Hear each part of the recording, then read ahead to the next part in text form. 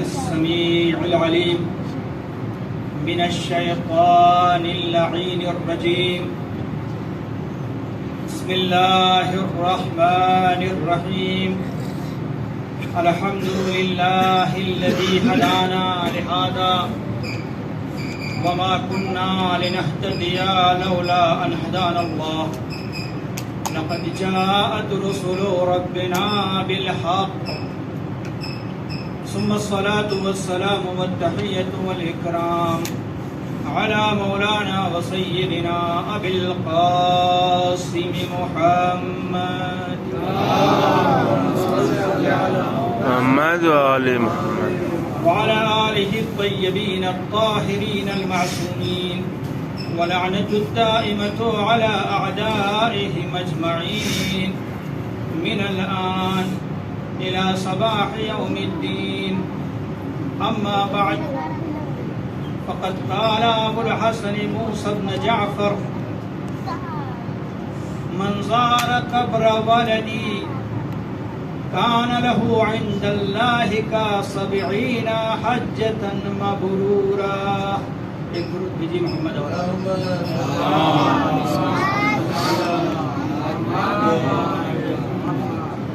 بزرگان محترم، ہم نے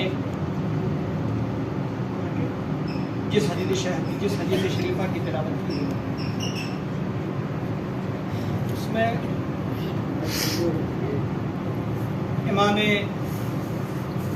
موسی کاظم علیہ السلام زیارت کی منزلت کی طرف اشارہ کر رہے ہیں اور اسی کے ساتھ ساتھ زائر کے مقام کو بھی بتا رہے ہیں. ظاہر سی بات ہے، اگر زیارت کا مقام، زیارت کی منزلت واضح اور روشن ہو جائے تو زائر کا مقام خود بخود واضح اور روشن ہوتا چلا جائے گا. کائنات میں جتنے بھی مقامات پائے جاتے ہیں، مقام کی ایک منزلت ہوتی ہے، ایک اس کی تعریف ہوتی ہے، اس کا ایک مقام ہوتا ہے. جو افراد اس منزل پر، اس مقام پر فائز ہوتے ہیں، ان کا مرتبہ اسی مقام کے اعتبار سے بلند ہوتا چلا جاتا ہے. بچوں کے لیے اپنے ایک چھوٹی سی مثال دے دوں. مثال کے طور پر اگر ایک تھانے دار ہے، تھانے دار ایک مقام ہے، یا ڈی ایم یا وزیر اعلیٰ یا وزیر اعظم یا صدر مملکت، یہ سب ایک مقام ہے. جو اس مقام پہ فائز ہوتا جائے گا اس کا مرتبہ بھی اسی مقام کے اعتبار سے بڑھتا چلا جائے گا. یہ ایک کلی بات ہے. اگر ہم زائر کی زیارت کی فضیلت کو مشخص کر لے گئے تو زیارت کی فضیلت کے ساتھ ساتھ زائر کا مقام خود بخود واضح اور روشن ہوتا چلا جائے گا. حج کیا ہے؟ حج کی فضیلت کیا ہے؟ اگر حج کی فضیلت واضح ہو گئی تو حاجی کا مقام خود بخود واضح اور روشن ہوتا چلا جائے گا. اس روایت میں امام موسی کاظم علیہ السلام کا ارشاد گرامی ہے: اللهم صل على محمد وآل من زار ولدی علی، من زار قبر ولدی علی، جو بھی میرے فرزند علی ابن موسیٰ الرضا علیہ السلام کی زیارت کرے گا، کان لہ عند اللہ، اس کا ایک مقام ہوگا اللہ کے نزدیک. کیسا مقام؟ کہا ک70 حجۃ مبرورۃ، وہ شخص کے معنی ہوگا جس نے 70 حج کیے ہوں. راوی نے تعجب کیا، 70 حجۃ مبرورۃ، 70 حج مقبول؟ تو امام نے فرمایا نعم ک70 الف حجۃ، 70 حج کی کیا بات کر رہے ہو تم؟ ک70 الف حجۃ، 70,000 حج کے برابر، اور وہ بھی مقبول حج. پھر راوی متعجب کرتا ہے، 70,000 حج؟ امام نے کہا نعم رب حجۃ لا تقبل، ممکن ہے کہ حج بارگاہ الہی میں قبول نہ ہو، ولیکن من زارہ فبات لیلۃ عندہ کان کمن زار اللہ فی عرش عرش ہے. امام فرماتے ہیں ممکن ہے کہ حج مقبول نہ ہو اللہ کی بارگاہ میں، لیکن جو میرے فرزند علی ابن موسیٰ الرضا کی زیارت کرے گا اور ایک رات بیتوتہ کرے گا، باتا لیلتن عندہو، یعنی امام کے پاس، امام کے دربار میں، امام کے پاس ایک رات بیتوتہ کرے، ایک رات بسر کرے، ایک رات وہاں رہے، کان کمنظار اللہ فی عرشہ، جو اس کے مانند ہوگا جیسے اس نے عرش الہی پہ اللہ کی زیارت کی. سبحان اللہ. عرش الہی پہ اللہ کی زیارت کی. پھر امام آتے ہیں، اس کی توضیح دیتے ہیں، اس کی تفسیر بیان کرتے ہیں. کہا اذا کان یوم القیامت، تم تعجب کیا کر رہے ہو؟ تم تعجب کس بات پہ کر رہے ہو؟ اذا کان یوم القیامت، جب قیامت کا دن آئے گا، قیامت برپا ہوگی، کان علی فی عرش الرحمن من الاربعۃ من الاولین والاربعۃ من الاخرین. قیامت برپا ہوگی، محشر میں عرش الہی پر 4 افراد اولین میں سے ہوں گے اور 4 آخرین میں سے ہوں گے. فاما الذین من الاولین فنوح وابراہیم وموسیٰ وعیسیٰ، اولین میں سے جو عرش الہی پر رہیں گے نوح ہیں، ابراہیم ہیں، موسیٰ ہیں اور عیسیٰ ہیں. واما الاربعۃ الاخرین، آخرین میں جو 4 عرش الہی پر ہوں گے فمحمد صلی اللہ علیہ وآلہ وسلم وعلی والحسن والحسین صلوات اللہ علیہم.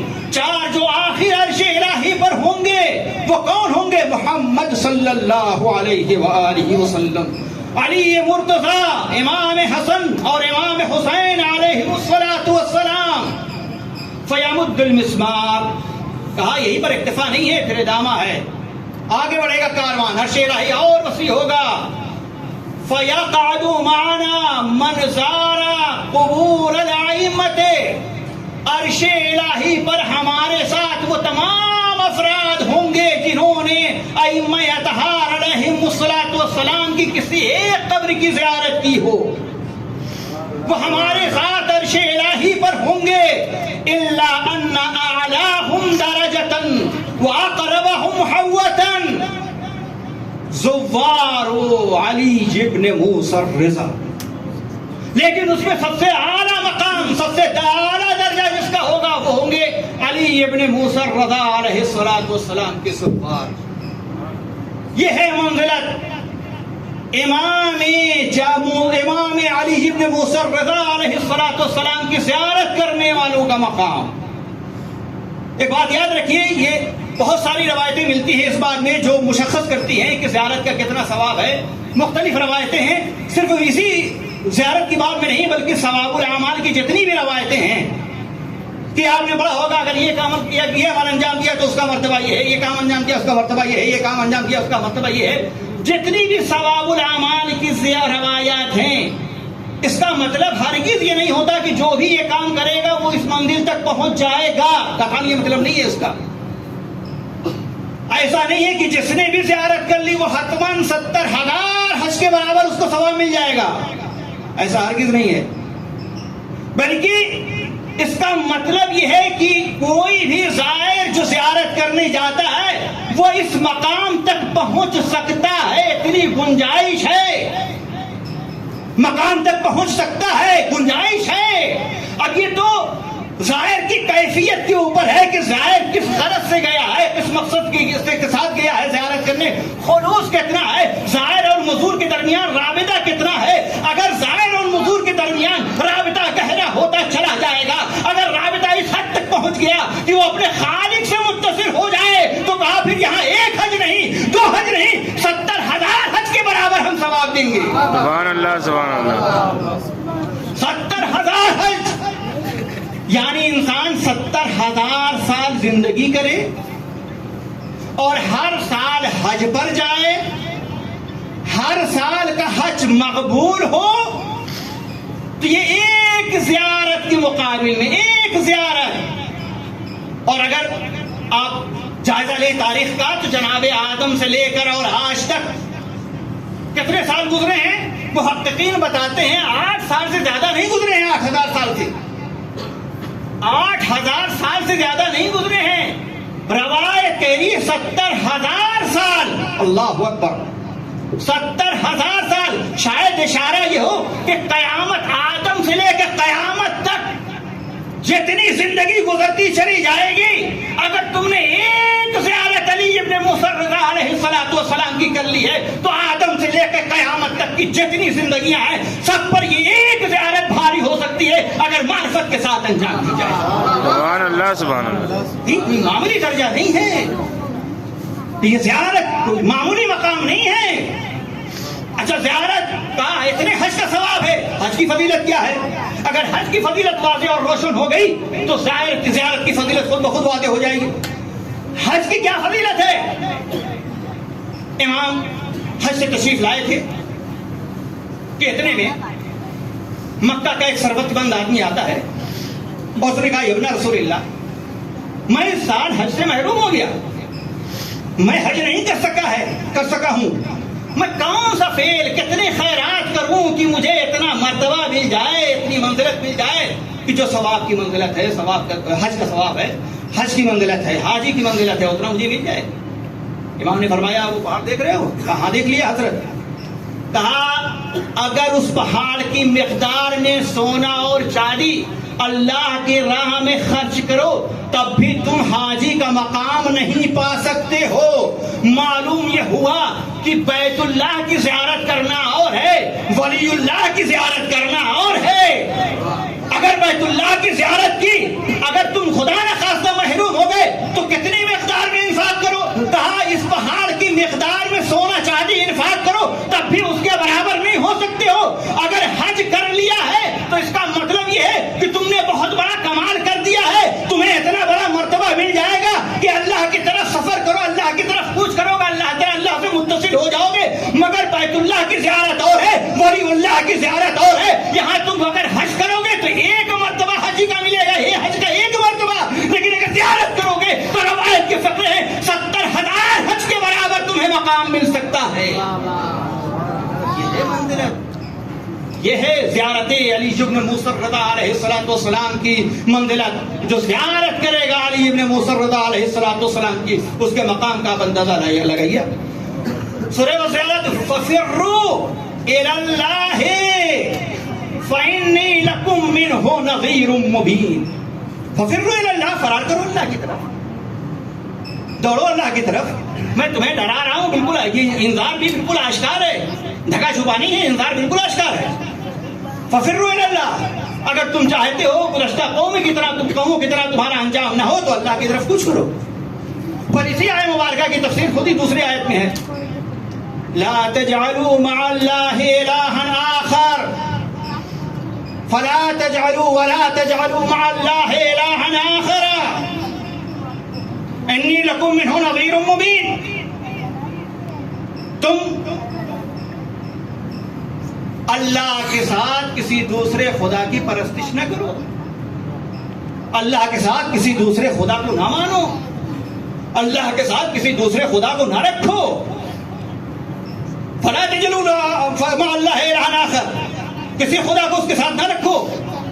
میں تمہیں ڈرا رہا ہوں اس لیے کہ جتنے بت ہیں یہ تمہیں جہنم تک تو لے جا سکتے ہیں، تمہاری پناہگاہ نہیں بن سکتے ہیں. اگر کائنات میں بشریت کے لیے کوئی پناہگاہ ہے تو وہ ذات خالق اکبر ہے. ففروا الی اللہ، فرار کرو اللہ کی طرف، چلو کوشش کرو. اور اسی روایت میں ایک روایت تفسیریہ ہے، تفسیر کر رہی ففروا الی اللہ کا مطلب ہے ففروا الی الحج، فرار کرو حج کی طرف، کوشش کرو حج کی طرف. یعنی اس کا مطلب یہ ہے روایتی تفسیریہ جو روایت حج کے اسرار کو بیان کرتی ہے اس میں لکھا ہے کہ اس میں روایت ہے کہ جب یہ حاجی گھر سے نکلتا ہے تو وہیں سے اس کے اللہ کی طرف سفر کا آغاز ہو جاتا ہے. جیسے ہی گھر سے نکلا اس کے سفر کا آغاز کس کی طرف؟ اللہ.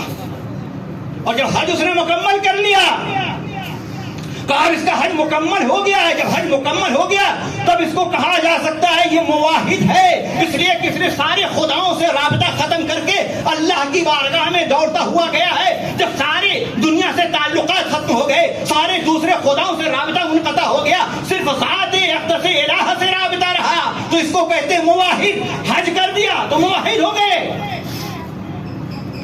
موحد ہو گئے۔ اچھا روایت میں اور کیا ملتا ہے؟ کہا تم سب کی ذمہ داری ہے خانہ کعبہ کی طرف آؤ اور تجدید عہد کرو، جو تم سے عہد لیا گیا ہے تجدید عہد کرو۔ روایت میں خانہ کعبہ کی تعبیرات میں دو مختلف تعبیر ہیں۔ بعض تعبیر میں آیا ہے کہ حرمات اللہ، وَمَن يُعَظَّمُ حُرَمَاتِ اللَّهِ، جو بھی اللہ کی حرمات کی تعظیم کرے گا اس کے لیے اللہ کے نزدیک بہت بڑا اجر ہے، بہت بڑا اجر ہے۔ جو حرمات، اب اس کی تفسیر امام سے کاظم علیہ السلام نے ارشاد فرمایا کہ 3 حرمات الہیہ ہیں، اس میں سے ایک خانہ کعبہ ہے، اور اسی خانہ کعبہ کی تعریف بعض جگہ حجار سے کی گئی ہے۔ تم آؤ اس پتھر کے سامنے ارد گرد چکر لگاؤ، پتھر کے ارد گرد چکر لگاؤ اور تشہید عہد کرو، تشہید بیعت کرو۔ معلوم یہ ہوا کہ اگر نبی اکرم صلی اللہ علیہ وآلہ وسلم کے زیر سایہ اس کی تفسیر کی جائے تو یہ مکہ مکرمہ ہے، خانہ کعبہ ہے، حرمات اللہ ہے۔ لیکن اگر نبی اکرم سے ہٹ کے کوئی اس کی تفسیر کرنا چاہے، یعنی ولایت سے ہٹ کے اگر اس کی تفسیر کرنا چاہے تو یہ احجار ہے، احجار ہے، یہ اور کچھ بھی نہیں ہے، احجار ہے۔ اچھا یہ کیسے ہے؟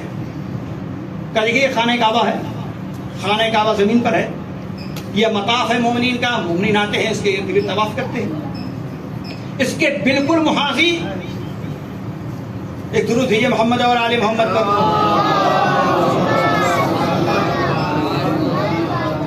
ایک بہتر انداز میں درود بھیجیے محمد اور آل محمد پر۔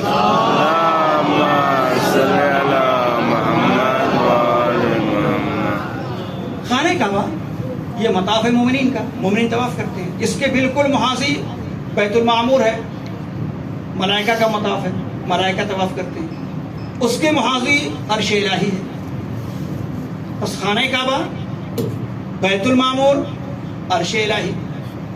عرش الہی کے لیے پیغمبر نے کہا کہ یہ عرش الہی میرے نور سے خلق ہوا ہے، عرش الہی میرے نور سے خلق ہوا ہے۔ پیغمبر اکرم صلی اللہ علیہ وآلہ وسلم کا ارشاد گرامی ہے، یہ عرش الہی میرے نور سے خلق کیا گیا ہے، یہ عرش الہی نور الہی نور محمد سے خلق کیا گیا ہے۔ اس کے محاذی اس کے نیچے بیت المعمور، بیت المعمور مطاف ہے ملائکہ کا، ملائکہ اس کے ارد گرد طواف کرتے ہیں۔ زمین پہ آ جائیے وہاں خانہ کعبہ اس کے بالکل محاذی۔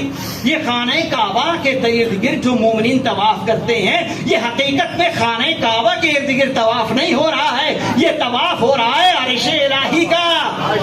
عرش الہی ہے، تجلی گاہ نور پیغمبر۔ معلوم یہ ہوا حاجی جو طواف کرتا ہے وہ حقیقت میں تجلی گاہ نور پیغمبر کا طواف کر رہا ہے۔ اب سمجھ میں آیا جب ہمارے علی ابن موسیٰ، جب امام سجاد علیہ السلام نے اپنا تعارف کرانا چاہا تو کہا انا ابن مکہ و منا، انا ابن زمزم والصفا، میں ابن مکہ اور منا ہوں، میں ابن صفا و زمزم صفا ہوں۔ اس کا مطلب کیا ہے؟ اس کا مطلب خانہ کعبہ، یہ جو خانہ کعبہ دیکھ رہے ہو یہ خانہ کعبہ در و دیوار کا نام نہیں ہے، یہ تجلی نبی نور نبی اکرم صلی اللہ علیہ وآلہ وسلم ہے۔ یہ کوئی معمولی چیز نہیں ہے، یہ طواف کوئی معمولی چیز نہیں ہے۔ اچھا پھر اور منزل آگے بڑھی، کہا اگر تم چاہتے ہو، دیکھیے ایک بات بتاؤں کہ یہ جو زیارت کا اتنا زیادہ ثواب ہے، کہا زیارت کے ثواب کے مقابل میں جتنے فروعات ہیں سب ہے۔ کسی بھی چیز کا قیاس زیارت سے نہیں کیا جا سکتا ہے، کسی بھی عمل کا۔ اس کی وجہ کیا ہے؟ اس کا راز کیا ہے؟ اس کا ریزن کیا ہے؟ بھئی زیارت 70,000 حج، وجہ کیا؟ کا اس لیے کہ جتنے فروعات ہیں، نماز، روزہ، حج، زکوٰۃ، خمس، معروف نہی منکر، یہ سارے کے سارے یہ ایک دروازہ ہے، ایک باب ہے۔ نماز ایک باب ہے وادی ولایت تک پہنچنے کا، روزہ ایک باب ہے وادی ولایت تک پہنچنے کا، حج ایک باب ہے وادی ولایت تک پہنچنے کے لیے، یعنی اللہ تک، اس لیے کہ اللہ تک پہنچنے کا واحد راستہ کائنات میں ولایت ہے۔ اہل بیت سے ہٹ کے اللہ تک کوئی راستہ ہے ہی نہیں، سب مسدود ہے، بند ہیں۔ اگر اللہ تک کوئی راستہ پہنچتا ہے تو ولایت کا راستہ. سبحان اللہ سبحان اللہ. نماز پڑھی ایک راستہ، ایک باب کھلا، روزہ ایک باب کھلا، حج ایک باب کھلا، یہ سارے اعمال جو کرتے ہیں ایک باب کھلتا ہے. لیکن میرے امام نے فرمایا نحن الصلاۃ فی کتاب اللہ، نحن الزکاۃ، نحن الحج، نحن الصیام. ہم ہی روزہ بھی ہیں، ہم ہی حج ہیں، ہم ہی زکات ہیں، ہم ہی خلد ہیں. جب جائے زیارت امام کی طرف جاتا ہے تو ایک باب نہیں کھلتا، جتنے بھی باب اللہ تک پہنچتے ہیں سارے باب واہ ہو جاتے ہیں. امام کے ساتھ انسان سیر کرتا ہے.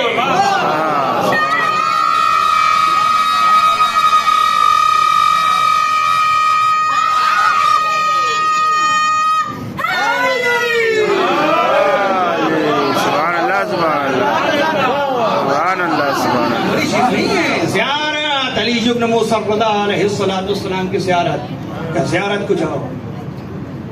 اور پھر امام ہادی علیہ السلام سے روایت ہے اگر تم چاہتے ہو کہ تمہاری زیارت مقبول ہو جائے، تمہاری زیارت قبول ہو، تو جاؤ امام موسیٰ رضا علیہ السلام کے، میرے جد علی ابن موسیٰ رضا علیہ السلام کے روضے میں چلے جاؤ، غسل کرو، جاؤ زیارت. اور بالائے سر 2 رکعت نماز پڑھو. 2 رکعت نماز پڑھنے کے بعد قنوت میں 2 رکعت قنوت میں اپنی حاجت کا مطالبہ کرو. حاجت رد نہیں ہو سکتی، مقبول. اللہ اکبر. کائنات کی کوئی بھی ضرورت اگر تمہیں ہو، احساس کر رہے ہو کہ لا ینحل ہے، اس کا کوئی حل نہیں ہے، تو آ جاؤ در علی ابن موسیٰ رضا. 2 رکعت نماز قنوت میں مطالبہ کرو، دعا مقبول. اچھا دعا جو مقبول ہوتی ہے کیوں نہیں مقبول ہوتی ہے؟ جو دعا رد ہوتی ہے کیوں رد ہو جاتی ہے؟ اس لیے کہ یہ جو دعا ملکوت تک نہ پہنچے وہ دعا رد ہے، حجاب ہے. یہ جو دعا مقبول نہیں ہوتی ہے، انسان کی زبان سے دعا نکلی، اگر وہاں تک پہنچ گئی اگر وہاں تک تو مقبول ہے، اگر نہیں پہنچ پائی تو مقبول نہیں ہے، مردود ہے. کیوں کہ حجاب اتنا زیادہ ہوتا ہے، دعا اور اجابت کے درمیان حجاب حائل ہوتا ہے. جب حجاب حائل ہوتا ہے تو یہ دعا ملکوت تک نہیں پہنچ پاتی ہے. نتیجہ جب ملکوت تک نہیں پہنچے گی تو دعا رد ہو جاتی ہے، قبول نہیں ہوتی ہے. لیکن اگر انسان بارگاہ علی ابن موسیٰ رضا میں نماز پڑھ کے دعا کرے تو امام رضا کی برکت سے سارے حجاب ختم ہو جاتے ہیں، ہٹ جاتے ہیں. اور جب سارے حجاب ہٹ جائے تو انسان جب دعا کرتا ہے تو فرشتے اسے ملکوت تک پہنچا، دعا مقبول ہو جاتی ہے. ایک استاد ہمارے فرماتے تھے کہ ایک شخص بہت مضطرب تھا، بہت پریشان تھا، اس کے پاس ایسی چیزیں تھی کہ جو لا ینحل جو ہے وہ اس کی درخواست تھی کہ تقریباً نا امید ہو گیا تھا کہ دعا مقبول نہیں ہوگی. کسی اولیاء الہی سے ولی الہی سے کہا اس نے میرے لیے دعا کر دیجیے. دیکھیے روایت میں ملتا ہے مومن کی ذمہ داری ہے وہ ایک دوسرے کے لیے التماس دعا کہیں، دعا کے لیے گزارش کریں ایک دوسرے کو، اور مومن کی ذمہ داری ہے ایک دوسرے کے لیے دعا کریں. کائنات میں سب سے بڑا بخیل رذیل وہ آدمی ہے جو دوسروں کے لیے دعا تک نہ کر سکے، جس کی شخصیت اتنی نہ ہو دوسروں کے لیے دعا نہ کر سکے. کہا یہ سب سے فضیل ہے، کہا دوسروں کے لیے دعا کرو اور دوسروں سے کہو التماس دعا. نہ معلوم کس کی زبان سے نکلا ہوا جملہ اللہ کی بارگاہ میں قبول ہو جائے. میں نے ولی الہی سے کہا میرے لیے دعا کرے، انہوں نے دعا کیا، ایک مرتبہ میری ملاقات ہوئی اور کہنے لگے کہ تمہاری دعا مقبول ہو گئی. کیسے آقا آپ کیسے کہہ رہے میری دعا مقبول ہو گئی؟ کہا کہ جب میں دعا کر رہا تھا تو میں نے اپنی آنکھوں سے دیکھا ملائکہ اس دعا کو لے کے جا رہے تھے.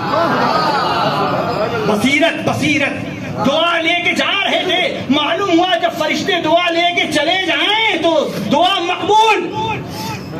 یہ جتنی بارگاہیں ہیں، بارگاہ علی ابن موسیٰ رضا، یہاں محبت الملائکۃ مختلف الملائکۃ والانبیاء، یہاں انبیاء کا آنا جانا ہے، یہاں ملائکہ کا آنا جانا ہے. امام حسین علیہ السلام کی زیارت میں ایک باب میں ایک حدیث ملتی ہے. حدیث کیا ہے؟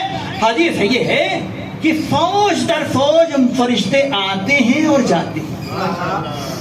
فوج ینظر و فوج یسعد.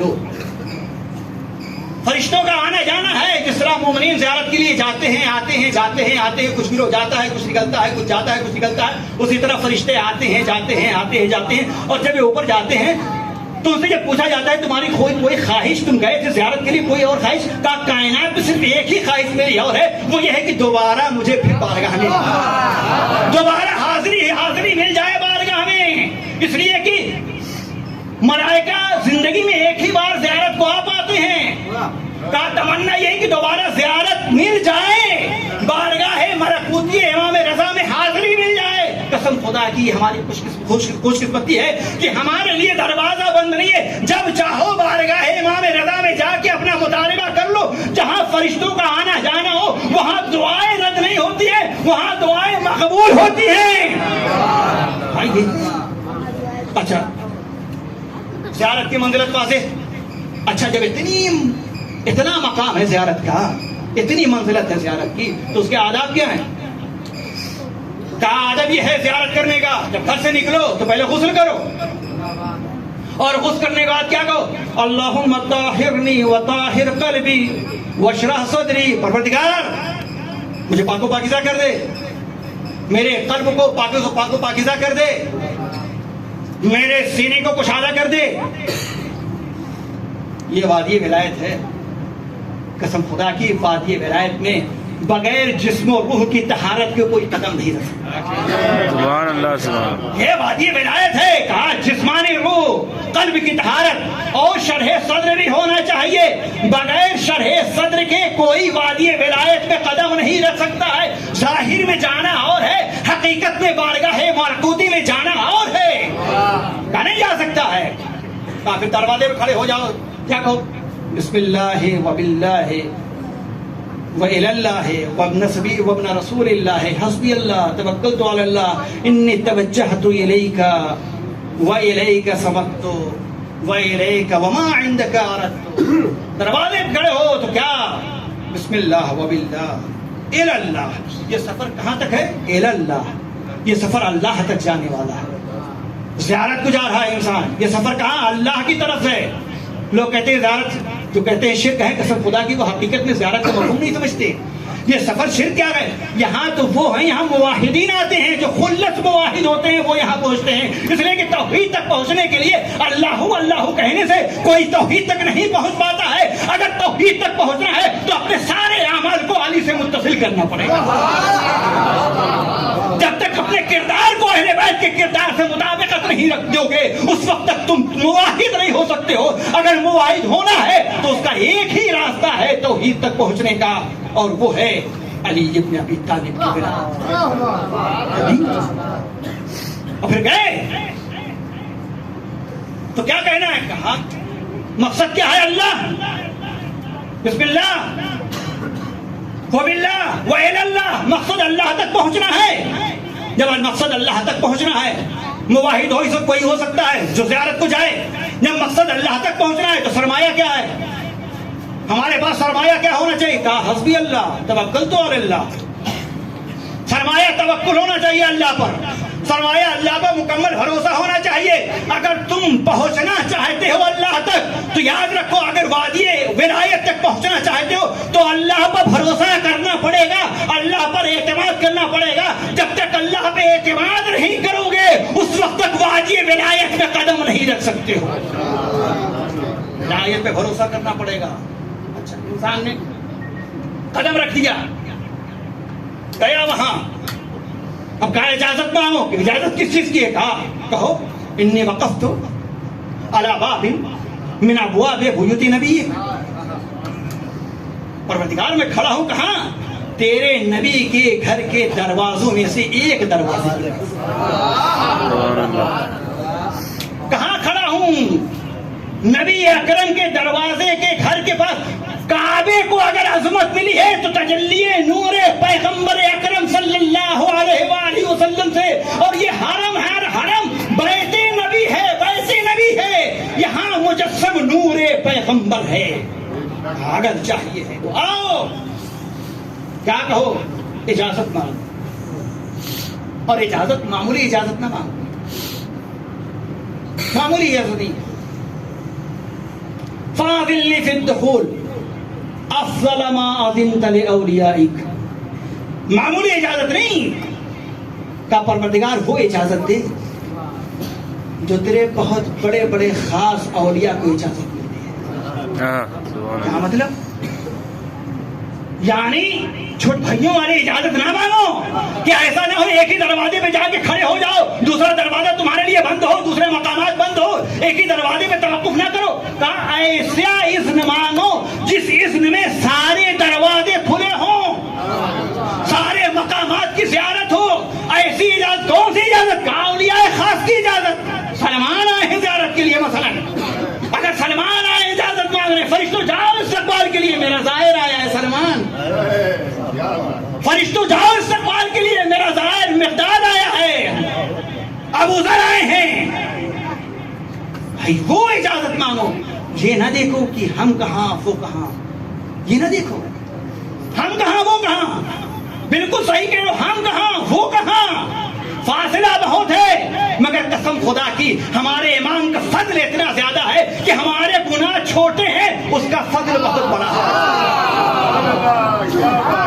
گناہ چھوٹے ہیں، فضل بڑا ہے. جب فضل کی طرف نگاہ کرو گے تو اندازہ ہو جائے گا ارے ہم تو کچھ بھی نہیں ہیں، ہم اگر اور بھی مانگے تو وہ اور بھی دینے والا ہے.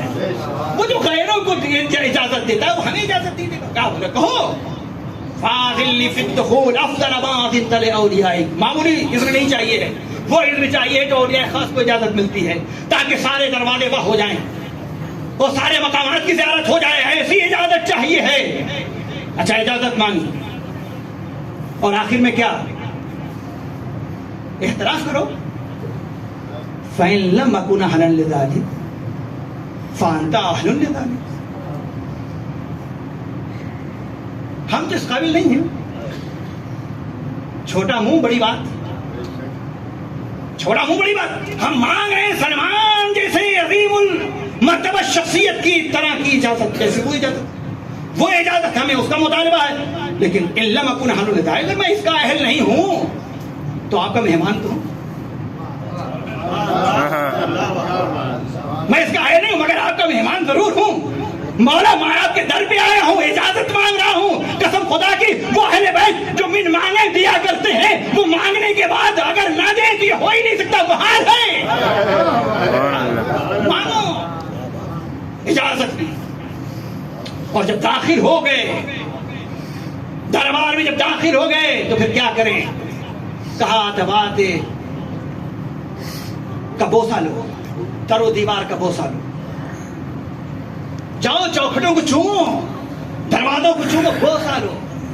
ملا احمد دربندی کہتے ہیں، شیخ اعظم انصاری رحمۃ اللہ علیہ کے ہماسد تھے، بہت بڑے خطیب تھے. درود بھیجیے محمد اور آل محمد.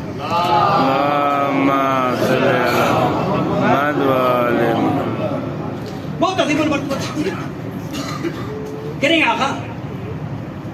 لوگ سوال کرتے ہیں کہ یہ بوسہ لینا کیسا ہے؟ اتباط کا بوسہ لیتے ہیں، سری کا بوسہ لیتے ہیں، در و دیوار کا بوسہ لیتے ہیں. بوسہ لینا کیسا ہے؟ آپ مرجع علی الاطلاق ہیں، پوری دنیا کے مرجع آپ ہی تو ہیں. آپ بتائیے کیا آپ کے نزدیک صحیح ہے؟ کہہ رہے ہیں صحیح نہیں ہے. حیران مولا احمد دربندی حیران ہے، یہ کیا بات ہے؟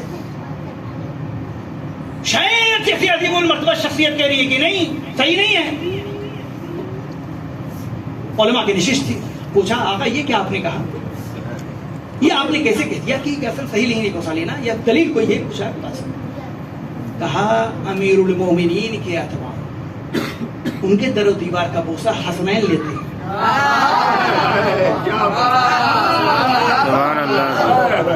کہا حسنین لیتے ہیں، سلمان لیتے ہیں، ابو ذر لیتے ہیں، مقداد جیسی شخصیت لیتی ہے.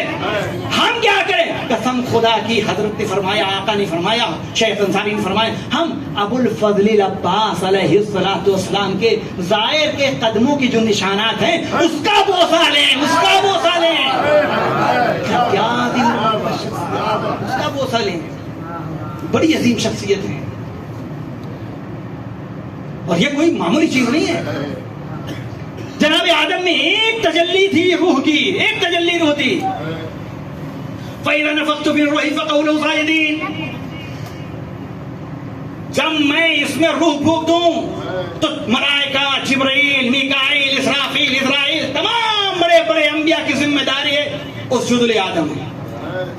آدم کا سجدہ کرو. کیوں سجدہ کرو؟ اس لیے کہ اس میں روح کی تجلی ہے. تمام آدم کا سجدہ تمام فرشتے کر رہے ہیں، کیوں؟ روح کی تجلی ہے. مولا کائنات نے ارشاد فرمایا یہ آدم کے مقام کا تواضع تھا، مگر عبادت آدم کی نہیں تھی، عبادت اللہ کی تھی. یہ جو ہم در و دیوار کا بوسہ لیتے ہیں، قسم خدا کی چھوٹی چیز ہے در و دیوار کا بوسہ لینا. وہ ایک روح کی تجلی آدم میں تھی، ملائکہ کو مسجود بنا دیا، مسجود ملائکہ بنا دیا، تھوڑی سی روح تجلی کی. یہاں تو کلمہ روح دفن ہے، یہاں کلمہ روح دفن. آؤ بوسہ لو، اپنی پیشانی کو جھکا دو ادب سے، سلام کرو. مجھے وقت بہت کم دیا گیا، میں چاہ رہا تھا زیارت کی تفسیر کرنا، مگر وقت میں بالکل گنجائش نہیں ہے. یہ علی ابن موسی رضا کی زیارت کی عظمت کا اللہ تعالیٰ، یہ بھی مقدمات ہے زیارت کی. یہ کم لطفی ہے، ہم لوگ یہی رہتے ہیں مگر مشرف نہیں ہوا. کم لطفی ہے. اور ہم میں سے بہت سارے افراد ایسے بھی ہیں جو کربلا جو چلے جاتے ہیں، سال گزر گیا مگر امام تک نہیں پہنچ پاتے، پھر اگلے سال کربلا چلے گئے. یہ کم لطفی ہے. کربلا بھی خوف چاہیے، اس لیے کہ کربلا کربلا ہے، کربلا ہے، کربلا چاہیے. لیکن امام علی ابن موسی رضا علیہ السلام کے دربار میں بھی حاضر ہے. اس دربار میں ہر لوگ ہر شخص حاضری نہیں دے پاتا ہے. حسین کے دربار میں ہر آدمی چلا جاتا ہے، ساری قومیں جاتی ہیں، لیکن علی ابن موسی رضا کے دربار میں فقط تباسر. اور بھی لوگ جاتے ہیں بہت کم، یہاں خلص لوگ جاتے ہیں. تو چاہ رہا تھا فلسفہ بیان کروں کیوں مقام ظاہر علی ابن موسی رضا کے ظاہرین کا مقام بہت بلند ہے. وقت میں گنجائش نہیں ہے، انشاءاللہ کبھی اور بیان کریں گے اس کو، لیکن عظمت کا اندازہ لگائیں. امام غریب ہے، سب خدا کی غریب ہے.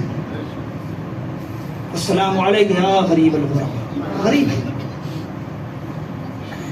غریب ہے. غریب کسے کہتے ہیں؟ جو وطن سے دور ہو.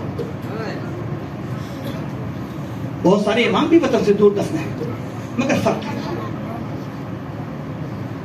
بقی میں بہت سارے امام، کربلا میں امام کے ساتھ ان کے فرزند بھی ہیں، اصحاب بھی ہیں، انصار بھی ہیں. بغداد میں علی ابن موسی رضا کے ساتھ امام جواد علیہ السلام بھی ہیں. سامرہ میں امام ہادی علیہ السلام کے ساتھ امام عسکری علیہ السلام بھی ہیں. مگر یہ واحد امام ہے، قسم خدا کی واحد امام ہے جو بالکل تنہا دفن ہے، کوئی بھی نہیں ہے. وہ بھی دشمن کے بغل میں دفن ہے، وہ بھی دشمن. امام جب چل رہے تھے مدینے سے چل رہے تھے تو سب آئے ودا کرنے کے لیے. کہاں؟ ولایت تہذیب کے لیے جا رہے ہیں. نہیں آؤ. واحد امام ایسے ہیں جو اپنے سامنے کہہ رہے ہیں کہ تم لوگ مجھ پر گریا کرو، مجھ پر گریا کرو، مجھ پر رو. آقا کوئی سفر میں جاتا ہے تو رونا بدشگونی کی علامت ہے. آپ کہہ رہے رونے کے لیے. کہاں؟ جس کے پلٹنے کی امید ہوتی ہے اس کے لیے رونا بدشگونی ہے. مگر میں جا رہا ہوں، میں واپس نہ آؤں گا، میں شہید ہونے جا رہا ہوں. اللہ اکبر. امام اپنے سامنے لوگ گریا کر رہے ہیں، امام کہہ رہے ہیں گریا کرو. لیکن میرا امام حسین بھی رخصت آخر کو جب آیا ہے تو گریا ہو رہا تھا. کہا تم لوگ گریا مت کرو، کہا گریا مت کرو.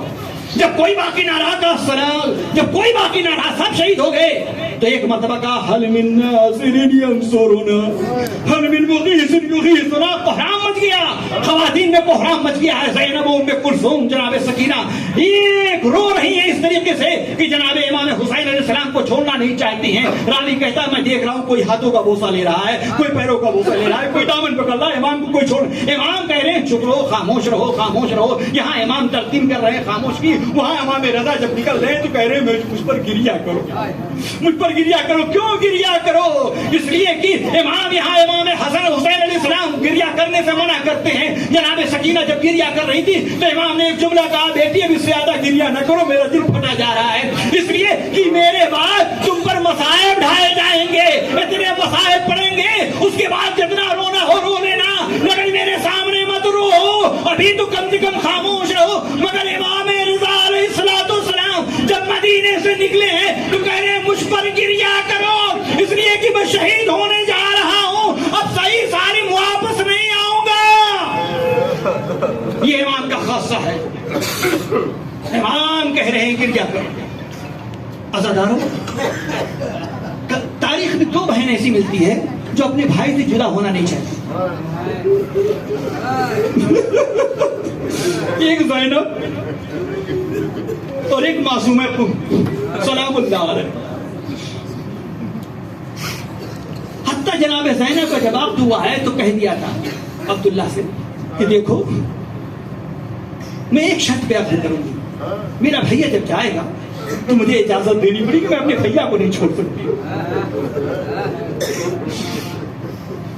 جناب زینب بھیا کے ساتھ آ گئی، مگر معصومہ بھیا کے ساتھ نہیں آ سکتی۔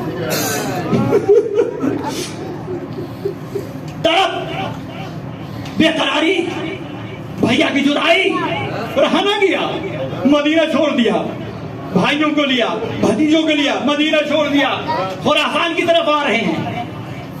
صحابہ میں دشمنوں نے حملہ کیا، سارے بھائی شہید ہو گئے، اہل قوم کو معلوم ہوا، استقبال کے لیے گئے اور بیوی کو صحیح سالم لے کے آئے، استقبال کیا، لائے۔ میں کہوں گا سیدہ معصومہ آپ بڑے خوش نصیب ہیں، آپ آئیں بھیا کے ساتھ، آپ آئیں بھیا کی ملاقات کے لیے، مگر تاریخ بتاتی ہے بھیا سے ملاقات نہ ہو سکی، تب نے اس کی کہ بھیا سے ملاقات ہوتی یہیں پر دم توڑ دیا، یہیں پر شہید ہو گئی، یہیں پر دنیا سے چلی گئی ہیں۔ مگر ہائے زینب جب ٹلے پہ پہنچی، کیا دیر تک دیکھا، ارے بھیا دکھائی نہیں دے رہا ہے، گئی ٹلے پہ گئی ہے، بلندی پر گئی ہے تو کیا دیکھا، قسم خدا کی غضب ہو رہا ہے، اے معصومہ آپ نے بھیا کو نہیں دیکھا، خوش نصیب ہے، مگر ہائے زینب کبریٰ جب ٹلے زینبیہ پہ گئی ہے، جب ٹلے پہ گئی ہے تو کیا دیکھا، شمر جالس علی صدرے، شمر حسین کے سینے پہ سوار ہے۔ بہن بے قرار ہو جاتی ہے، ایک مرتبہ کہتی ہے اے عمر صاحب ارے تو کھڑا دیکھ رہا ہے، میرا ماجایا ذبح ہو رہا ہے۔ اجرکم اللہ، اللہ آپ کو کسی غم میں نہ رلائے، سوائے غم مظلوم کربلا کے۔ ہاں آزادارو، صدائے گریہ بلند ہے، اللہ ان گریوں پہ رحمت نازل فرمائے۔ ہاں آزادارو، کیا کہا، اے عمر صاحب میرا ماجایا ذبح ہو رہا ہے، تو کھڑا دیکھ رہا ہے۔ جب کوئی جواب نہیں دیا تو ایک مرتبہ زینب نے کہا اما فیکم مسلم، ارے کیا تم میں کوئی مسلمان نہیں ہے، میرا ماجایا ذبح ہو رہا ہے، تم لوگ کھڑے دیکھ رہے ہو۔ حسین کی کانوں سے آواز ٹکرائی، ایک مرتبہ اشارہ کیا، بہن زینب واپس چلی جاؤ، ابھی حسین زندہ ہے۔ جیسے ہی زینب گئی ہے تھوڑی دیر کے بعد کیا دیکھا، فرات کا پانی نہیں اچھلا، منادی نے ندا دی الا قتل الحسین بکربلا، الا ذبح الحسین بکربلا۔ اجرکم اللہ۔ ہاں آزادارو، امام رضا علیہ السلام بہن سے ملاقات نہیں ہوئی، اب اصل سے کہتے ہیں کہ اصل میں جا رہا ہوں دربار میں،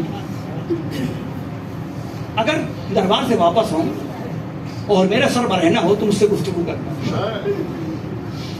لیکن اگر میرے سر پہ آبا ہو تو پھر مجھ سے گفتگو مت کرتا۔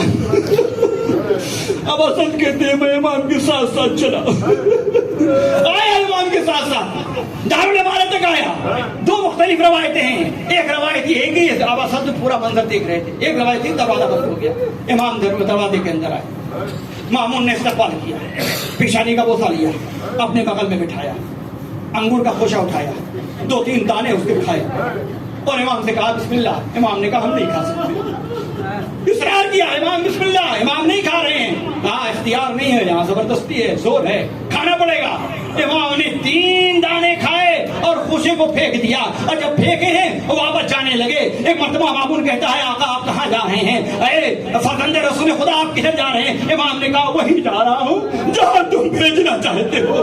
عزاداران مظلوم امام رضا علیہ السلام، امام جب چلے ہیں وہاں سے، راوی کہتا ہے کہ فاصلہ گھر اور دارالعمارہ کے درمیان کا بہت زیادہ نہیں تھا، مگر कई मरतबा सैयद इमाम रज़ा अलैहिस्सलाम बैठे हैं उठे हैं, बैठे हैं उठे हैं, बैठे हैं उठे हैं। हाtta एक रवायत भी देखा 50 मरतबा इमाम बैठे हैं और उठे हैं। जब घर गए हैं, घर के अंदर गए हैं, कहा अब असद दरवाजे को बंद कर दो, दरवाजा बंद हो गया है, इमाम अंदर है। अब असद कहते हैं मैं बेचैनी में इधर उधर टहल रहा था, मैंने इमाम को कसम खुदा की देखा है। इमाम को क्या देखा मैंने कि इमाम कभी बैठ रहे हैं, कभी उठ रहे हैं, कभी लौट रहे हैं, कभी बेकरारी से तड़प रहे हैं। एक मरतबा मैंने क्या देखा कि एक मरतबा दरवाजा बंद है, मैंने देखा एक शख्स वारिद होता है। मैंने कहा है शख्स तू कौन है? अरे कैसे आ गया है, आप कौन है? मैंने तो दरवाजा बंद कर रखा था, आप कैसे दाखिल हो गए? एक मरतबा कहा अना हुज्जतुल्लाह अलैहि।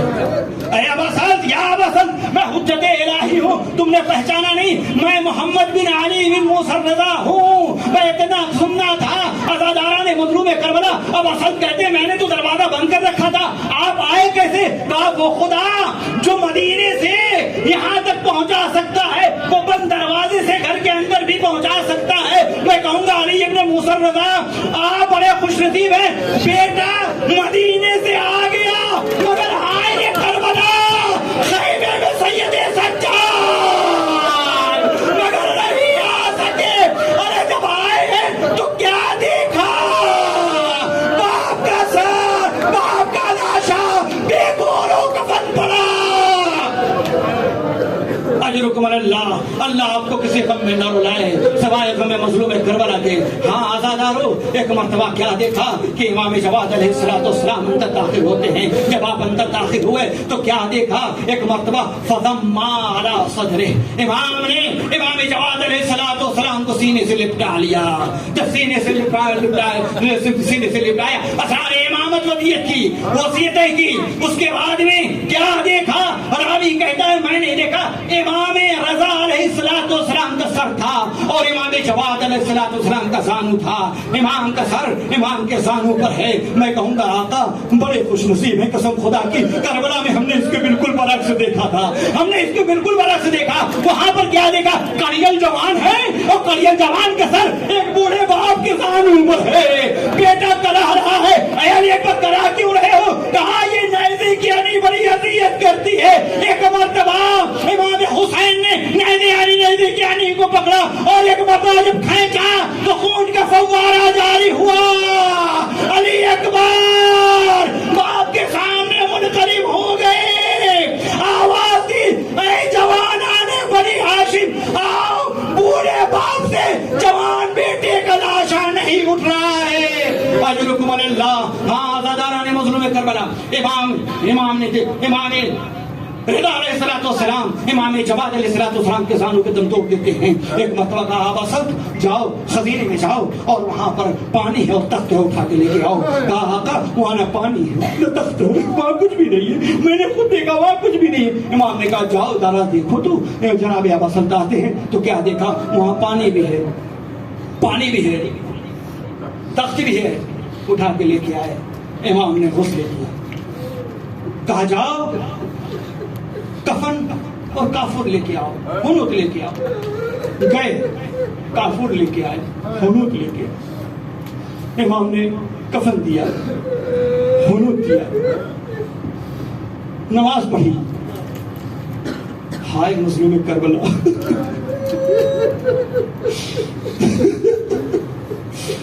इमाम आप बड़े खुशनसीब हैं। एक नवाज में देखा कि इमाम ने कहा था कि है मेरे लाल तुम ही मुझे गुस्ल देना, तुम ही मुझे कफन देना, तुम ही मुझे मुझ पर नमाज पढ़ना। यही वसीयत जनाब फातिमा ज़हरा सलामुल्लाह अलैहा ने की थी। तुम्हें मुझे गुस्ल देना, तुम्हें मुझे कफन देना, तुम्हें मुझे दफन करना, लेकिन फिल्लैल रात में देना। अज़ादारा ने मजलूम करबला वो अली जो बच्चों से अभी कह रहा था बच्चों आहिस्ता रहो, आवाज बुलंद ना होने पाए, हम साहब को मालूम हो जाएगा कि बीवी चली गई है तो हुजूम हो जाएगा, आहिस्ता रोना। वो वाली गुस्ल दे रहे हैं, गुस्ल देते एक मतलब चीख मारी, जैसी चीख मारी ज़ैनब आगे बढ़ी। बाबा अभी तो आपने कहा था हम आहिस्ता रोए, अरे आपने चीख क्यों मारी? कहा अरे फातिमा तुम्हारी माँ पसलियां टूटी हुई थी, मुझसे बताया नहीं था। अजरुकुम अल्लाह, अल्लाह आपको किसी गम में न रुलाए सिवाय गम अहले बैत अलैहिस्सलाम के। हाँ आज़ादारो जनाब इमाम जवाद کفن دیا, نماز پڑھی, کہا جاؤ تابوت لے کے آؤ. اب اسد نے کہا آقا تابوت تو نجار کے پاس جانا پڑے گا. کہا نہیں, جاؤ خزینے میں تابوت ہے. تابوت لے کے آئے, تابوت میں رکھا جنازے کو. اتنے میں وہ مامون تمام اپنے دستے کے ساتھ آتا ہے. میں کہوں گا آزادارو, یہ واقعی خوش نصیبی ہے امام کی. امام کا جنازہ بھی اٹھا اور دفن بھی ہوا. کیسے دفن ہوا؟ مامون چاہتا تھا امام ہارون کے پائنٹی دفن کریں, لیکن قبر نہ کھودی. امام باقر میں دفن کیا, قبر کھودی گئی. جب قبر کھودی گئی تو آزادارہ نے مظلوم کربلا ایک مرتبہ کیا دیکھا کہ قبر کے اندر پانی اور مچھلیاں ہیں. اب یہی مدفن ہے علی ابن موسیٰ الرضا کا. امام کو دفن کر دیا, امام کا جنازہ بھی اٹھا, امام کو دفن بھی کیا گیا. مگر ہائے بیمار ہائے کربلا, حسین ابن علی کا جنازہ 3 دن تک بے گور و کفن پڑا رہا. ارے بنی اسد کی عورتوں نے جب دیکھا تازہ خون بہ رہا ہے, آگے اپنی عورتوں سے کہا ارے تم کہاں ہو؟ ارے حسین کے جنازے کو کم سے کم دفن تو کر ہی سکتے ہو. عزادارہ نے مظلوم کربلا, ابھی تابوت آپ کے سامنے آئے گا, علی ابن موسیٰ الرضا کا تابوت آئے گا, آ رہا ہوگا. مگر آئے کربلا جب علی ابن موسیٰ, جب امام حسین کو دفن کرنے کے لیے سید سجاد قید خانے سے آتے ہیں, ایک مرتبہ کیا دیکھا, باپ کا جنازہ بے گور و کفن پڑا ہے. ارے بنی اسد کے لوگوں, تم کس لیے آئے ہو؟ ہم جنازے کو دفن کرنے آئے ہیں. جنازے کو دفن کیا, کہا پہچان نہیں پا رہے کون کس کا جنازہ ہے. میرے امام نے کہا ایک مرتبہ ہاتھوں سے اشارہ کیا, مٹی ہٹائی, قبر کھودی نکلی. ایک مرتبہ امام حسین کو بلند کیا. راوی کہتا ہے کہ میں نے دیکھا یہ لاشا بلند نہیں ہو پا رہا تھا, اتنے ٹکڑے ٹکڑے ہو گئے تھے. کہا ذرا بوریا لے کے آؤ, ذرا چٹائی لے کے آؤ. امام نے چٹائی میں حسین کو رکھا اور قبر کے حوالے جیسے ہی کرنا چاہ رہے تھے تو ہاتھ نمودار ہوئے, ارے میرے لال حسین کو میرے حوالے کر دو. حسین کو قبر کے حوالے کیا. قبر پہ حسین سید سجاد نے ایک جملہ لکھا, ھذا قبر حسین ابن علی الذی قتلوہ عطشانا. یہ قبر حسین ابن علی ہے جسے بھوکا اور پیاسا 3 دن کا شہید کر دیا گیا. ہاں آزادارو, ایک مرتبہ پوچھا اور کوئی لاش ہے؟ کہا ہاں, فرات کے کنارے ایک اور جنازہ رکھا ہوا ہے. کہا چلو چلتے ہیں. وہاں گئے, بنی اسد کے لوگوں نے قبر کھودی ہے. اور جناب عباس علمدار کو ایک مرتبہ حسین بن سید سجاد نے ان کو بھی سپرد لحد کیا. میں کہوں گا امام رضا, آپ کو سلام ہو ان غریبوں کا. یہ سب غریب یہاں بیٹھے ہوئے, السلام علیکم یا غریب الغرباء. اے امام, ان غریبوں کا سلام قبول کیجئے. اے بی بی فمعصومکم, ان غریبوں کی طرف سے آپ کو تسلیات. آپ کا بھائی اس دنیا میں نہ رہا. حسین ابن علی, علی ابن موسیٰ الرضا, وسيعلم الذين